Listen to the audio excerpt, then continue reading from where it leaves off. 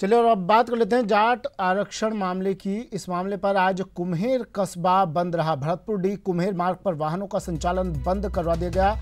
बहज और बेढम में जाम लगा दिया। डीग मथुरा और डीग अलवर मार्ग पर वाहनों की आवाजाही ठप है। डीग अलवर रेल मार्ग भी जाम है। आंदोलन को देखते हुए प्रशासन ने भी कमर कस ली है। प्रशासन पूरी तरह से चौकस है, अलर्ट है। उधर सरकार ने जाटों को न्याय का भरोसा दिलवाया है। सरकार के मंत्री और अधिकारी आंदोलनकारियों से लगातार संपर्क में हैं। तो बहज और बेढम में जाम लगा दिया है। कुम्हेर कस्बा बंद है आज। डीग मथुरा और डीग अलवर मार्ग पर भी वाहनों की आवाजाही ठप है। आंदोलन को देखते हुए प्रशासन भी अलर्ट है। किसी तरह की अनहोनी से बचने के लिए सुरक्षा व्यवस्था चाक चौबंद की गई है। उधर सरकार ने भी बातचीत किया और जाटों को आश्वासन दिलाया है, कहा है जल्द से जल्द उनकी मांगों पर कार्रवाई की जाएगी। सरकार के मंत्री और अधिकारी आंदोलनकारियों से लगातार संपर्क में भी हैं।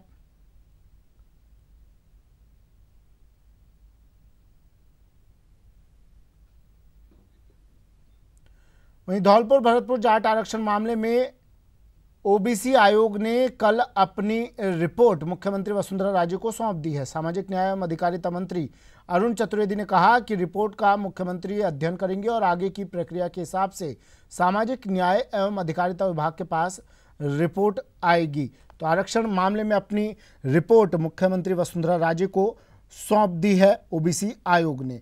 इसके बाद रिपोर्ट का परीक्षण होने के बाद इसे कैबिनेट के सामने रखा जाएगा। इस पूरे मामले पर खास बातचीत की हमारे सहयोगी सुधीर शर्मा ने। और भरतपुर के जाटों ने ओबीसी की मांग कर रखी है। ओबीसी कमीशन की रिपोर्ट कल मुख्यमंत्री वसुंधरा राजे को सौंप दी गई है। अभी हमारे साथ हैं सामाजिक न्याय एवं अधिकारिता मंत्री डॉक्टर अरुण चतुर्वेदी। उनसे जानेंगे कि जो रिपोर्ट आई है वो किस तरह की, आगे क्या कुछ रहने वाला है, क्योंकि एक तरफ तो आंदोलन शुरू हो गया है, दूसरी तरफ सरकार के पास ओबीसी कमीशन की रिपोर्ट आ गई है। देखिए, भरतपुर और धौलपुर के आरक्षण मिला हुआ था। पिछले दिनों माननीय उच्च न्यायालय के एक आदेश के कारण से उसमें व्यवधान ग्रस्त हुआ। माननीय उच्च न्यायालय ने अपने आदेश में कहा था कि डाटा क्वांटिफाइड डाटा पूरी तरह से नहीं है और उसकी कमी के कारण से उन्होंने भरतपुर धौलपुर के जाटों को आरक्षण देने से रद्द किया था। उसको राजस्थान की सरकार ने तुरंत ओबीसी आयोग बना करके उसको इस रिपोर्ट को देने के लिए अपनी तरफ से भेजा था। कल ओबीसी कमीशन के द्वारा अपनी रिपोर्ट माननीय मुख्यमंत्री जी को दे दी गई है। माननीय मुख्यमंत्री जी निश्चित रूप से कुछ दिन में अपना अध्ययन करके और फिर सामाजिक न्याय अधिकारिता विभाग को रिपोर्ट देंगी और उसके बाद सामाजिक न्याय अधिकारिता विभाग अपने कमेंट्स के साथ कैबिनेट को इस रिपोर्ट को प्रस्तुत करेगा। सरकार पूरी सकारात्मक है, चाहते ही जल्दी इस रिपोर्ट का अध्ययन करके और उसके जो भी निष्कर्षों के आधार पर भरतपुर धौलपुर के जाट समाज को उनका जो अधिकार है वो दिया जाए। रिपोर्ट पेश कर दी गई है, दूसरी ओर आंदोलन किया जा रहा है। किस तरह लेते हैं, सरकार किस तरह से ले ली कि एक तरफ तो रिपोर्ट आ गई ओबीसी कमीशन का, उसका अध्ययन होगा, कितने दिन में होगा, क्या होगा, अगर ये जवाब अगर सरकार की ओर से आए तो? मुझे विश्वास है कि भरतपुर और धौलपुर के जाट समाज के लोग और आंदोलन का नेतृत्व जो लोग कर रहे हैं वो निश्चित रूप से विवेकशील हैं। जिस विषय को लेकर के उन्होंने आंदोलन करने की बात की थी, सरकार पहले ही उस विषय को चिंतित है, उस विषय के ऊपर गंभीर है। कल ओबीसी कमीशन ने अपनी रिपोर्ट दी है और सरकार जल्दी उसके ऊपर सकारात्मक कोई निर्णय करेगी।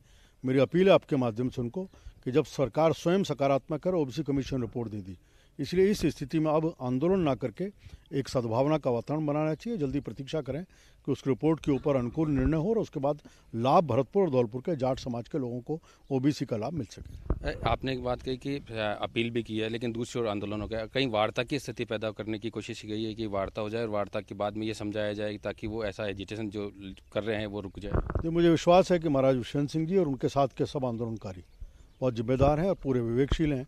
निश्चित रूप से आज की परिस्थिति को देख करके जब रिपोर्ट आ चुकी है, इस दिशा में सकारात्मक प्रयास कर रही है, निश्चित रूप से इस विषय को कंसीडर करते हुए अपने आंदोलन को स्थगित करेंगे और एक समय का इंतजार करते हुए इस रिपोर्ट के परिणामों की प्रतीक्षा करेंगे। एक राजनीतिक बात भी की जाएगी, राजनीतिक तौर पर आंदोलन प्रेरित हो जाते हैं, वोट बैंक के तौर पर देखा जाता है। चुनाव को 1.5 साल रह गए, कहीं वोट बैंक के आधार पर ये राजनीति तो नहीं हो रही है और सरकार देना चाह रही है और दूसरी तरफ वोट बैंक के आधार पर ये काम हो रहा है? मैं ऐसा नहीं मानता। मुझे लगता है कि सारे देश के जाट समाज के लोगों को राजस्थान में देखें तो केवल भरतपुर और धौलपुर 2 जिलों को छोड़कर के संपूर्ण जाट समाज के लोगों को ओबीसी का आरक्षण मिला हुआ है।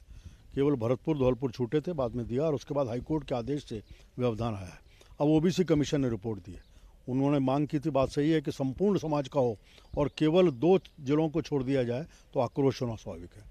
सरकार ने तुरंत इस विषय को आते ही ओबीसी कमीशन को दिया। ओबीसी कमीशन ने एक विस्तृत अध्ययन करके अपनी रिपोर्ट प्रस्तुत की है।